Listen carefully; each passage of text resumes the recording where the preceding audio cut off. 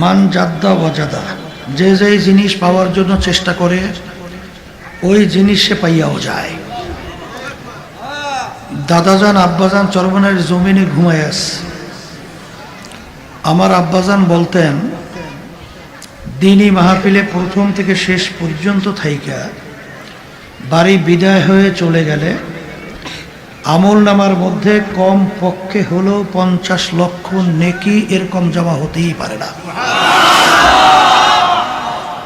নিয়াত যাদের সহি, আল্লাহকে রাজি খুশির উদ্দেশ্যে যারা মাহফিলে আসছেন, আল্লাহ রাব্বুল আলামিন তাদের আমল নামার মধ্যে লক্ষ লক্ষ নেকিও দান করবে। এত নেকি পাওয়া যাবে এটা জানার পরেও আশেপাশে রাস্তাঘাটে দোকানে বাজারে ঘরে অনেক আমার ভাইরা দুনিয়ার বিভিন্ন গল্পের ভিতরে লিপ্ত আছে। কেউ টেলিভিশন সাইরা ড্যান্স গানের ভিতরে লিপ্ত, কেউ টেলিভিশন সাইরা বিভিন্ন হারাম কাজের ভিতরে লিপ্ত আছে, মদ জুয়া বিভিন্ন মাদকের ভিতরে লিপ্ত। সুযোগ ছিল মাহফিলে আসতে পারত, সুযোগ থাকা সত্ত্বেও মাহফিলে না আসার কারণ আব্বাজান রহমাতুল্লাহি আলাই বলতেন বুঝের অভাব। আর এই বুঝের জন্যই মাহফিলের ব্যবস্থা। আল্লাহ রাব্বুল আলামিনের কাছে দোয়া করেন, রব্বুল আলামিন আপনি আমাদেরকে দ্বীনের সহি বুঝ দান করেন। হাদিসের ভিতরে আসছে আল্লাহ রাসূল সাল্লাল্লাহু আলাইহি ওয়াসাল্লাম বলছেন, মাই ইউরিদিল্লাহু বিহি খায়রান ইউফাক্কিহু ফিদ্দীন।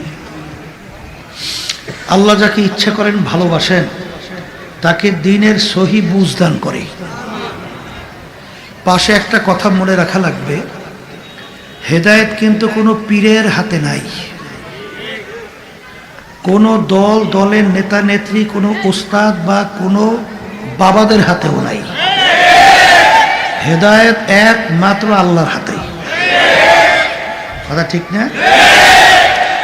অনেকে কিন্তু মনে করে পীরের কাছে মুরিদ হয়েছি, বাবার দরবার আসা যাওয়া করি, যথেষ্ট। পীর বা বাবা আমাকে নাজাত করে জান্নাতের ব্যবস্থা করবে, নাউজুবিল্লাহ। অনেকে আমরা পীর শুনি বুঝি না। পীর একটা ফার্সি শব্দ, আরবিতে বলা হয় মোরশেদ, আর বাংলা অর্থ হলো পথ প্রদর্শক। যে পথ দেখায় তাকেই বলা হয় পীর। ওই পথে চলা বা না চলার দায়িত্ব আপনার এবং আমার। আর মানজিলে মাকসুদে পৌঁছাবার মালিক হলো আল্লাহ। এখন কি বুঝলাম? পীরের কাজ কি বলেন? পথ দেখানো। এখন পীর কি নিজের মন গড়া কোনো পথ দেখাতে পারবে? না পারার কারণও তো আমাদের জানতে হবে। আল্লাহ রাসূল সাল্লাল্লাহু আলাইহি ওয়াসাল্লাম বলে গেছেন, তারাকতু ফীকুম আমরাইন লাম তাদিল্লু মা তামাসসাকতুম বিহিমা, কিতাবাল্লাহ ওয়া সুন্নাত রাসূলিহি। আল্লাহ রাসূল সাল্লাল্লাহু আলাইহি ওয়াসাল্লাম বলে, হে আমার সাহাবারা, হে কিয়ামত পর্যন্ত আমার উম্মতেরা, তোমাদের কাছে আমি দুইটা জিনিস রেখে গেলাম। কয়টা জিনিস? যদি এই দুইটাকে তোমরা মজবুত করে ধরতে পারো, তোমরা ধ্বংস হবে না, জাহান্নামে যাবে না। কয়টা জিনিস বলেন? একটা হলো কোরআনুল কারীম, আল্লাহর কিতাব, আর একটা আল্লাহ রাসূলের সুন্নাহ।